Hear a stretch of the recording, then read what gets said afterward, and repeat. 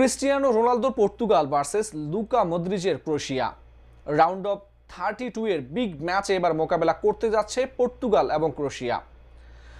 এবারে বিশ্বকাপে দুইটা দলই গ্রুপ পর্বে তারা গ্রুপ রানার্স আপ হিসেবে কোয়ালিফাই করেছে। দুইটা দল খুব ভালো যে ফুটবল খেলেছে সেটাও কিন্তু নয়।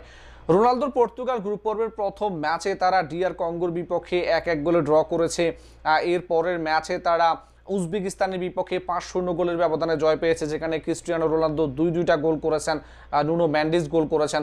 এবং গ্রুপ পর্বের শেষ ম্যাচে কলম্বিয়ার বিপক্ষে তারা গোল শূন্য ড্র করে গ্রুপ রানার্স আপ হয়েই তারা রাউন্ড অফ 32-তে এসেছে। সেই গ্রুপে কলম্বিয়া তারা গ্রুপ রানার্স আপ হয়েছিল। অপরদিকে ক্রোয়েশিয়ার কথা যদি বলি, ক্রোয়েশিয়া গ্রুপ পর্বে তারা ইংল্যান্ডের বিপক্ষে 4-2 গোলের ব্যবধানে বিধ্বস্ত হয়েছিল। বিশ্বকাপটা শুরু করেছে পরাজয় দিয়ে, এরপরে তারা পরপর দুইটা ম্যাচে তারা জয়লাভ করেছে।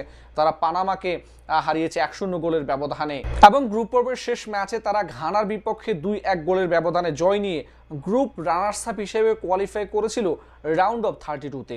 এবার battle Cristiano Ronaldo versus Luka Modric. কে হাসবে শেষ হাসি, কারা চলে যাবে রাউন্ড অফ 16-এ আর কারা বিদায় নেবে বিশ্বকাপের এবারের স্বপ্নযাত্রা শেষ করে। ক্রিস্টিয়ানো রোনালদোর পর্তুগাল এবার অনেকটাই শক্তিশালী এবং বিশ্বকাপের অন্যতম দাবিদার হিসেবে অনেকেই তাদেরকে মেনেছিল, কিন্তু গ্রুপ পর্বে তাদের পারফরমেন্স দেখে সত্যি হতাশ হয়েছে ভক্ত সমর্থকরা। কেননা গ্রুপ পর্বের প্রথম ম্যাচে ক্রিস্টিয়ানো রোনালদো সম্পূর্ণভাবে ফ্লপ ছিলেন ডিআর কঙ্গোর বিপক্ষে, যেই ম্যাচে গোল শূন্য ড্র হয়েছে। সেকেন্ড ম্যাচে তারা উজবেকিস্তানের বিপক্ষে 5-0 ব্যবধানে বড় জয় পেয়েছে, সেই ম্যাচে জোড়া গোল করেছেন। শেষ ম্যাচে কলম্বিয়ার বিপক্ষে রোনালদো সম্পূর্ণভাবে ফ্লপ ছিলেন।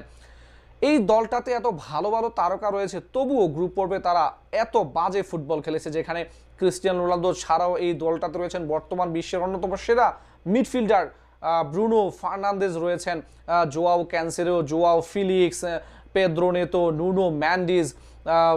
দারুণ একটা দল তাদের, তবুও গ্রুপ পর্বে হতাশাজনক পারফরমেন্স উপহার দিয়েছে পর্তুগাল।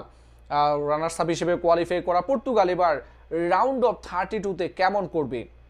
গ্রুপ পর্বে সহজ প্রতিপক্ষ থাকলেও রাউন্ড অফ 32-তে কিন্তু তাদের প্রতিপক্ষ ক্রোয়েশিয়া, যে ক্রোয়েশিয়া এর আগের বিশ্বকাপে নকআউট পর্বে তথা কোয়ার্টার ফাইনালে ব্রাজিলকে হারিয়ে সেমিফাইনালে উঠেছিল এবং ব্রাজিল সেই ম্যাচে পরাজিত হয়েছিল।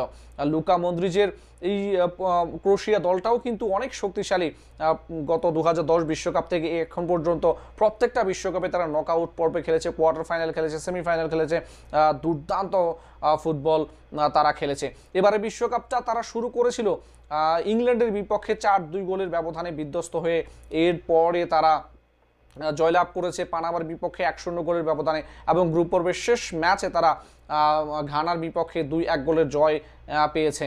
তবে এবারের বিশ্বকাপে ক্রোয়েশিয়া গ্রুপ পর্বে 5টা গোল করেছে এবং তারা 5টা গোল কিন্তু কনসিডও করেছে, যেখানে ইংল্যান্ডের বিপক্ষে 2টা গোল তারা করেছে, 4টা গোল সেখানে কনসিড করতে হয়েছে তাদেরকে। পানামার বিপক্ষে 1টা গোল দিয়েছে, কোনো গোল কনসিড করতে হয়নি এবং শেষ ম্যাচে ঘানার বিপক্ষে তারা 1টি গোল হজম করেছে এবং 2টা গোল করেছে, 5টা গোল করেছে তারা, 5টা গোল হজম করেছে।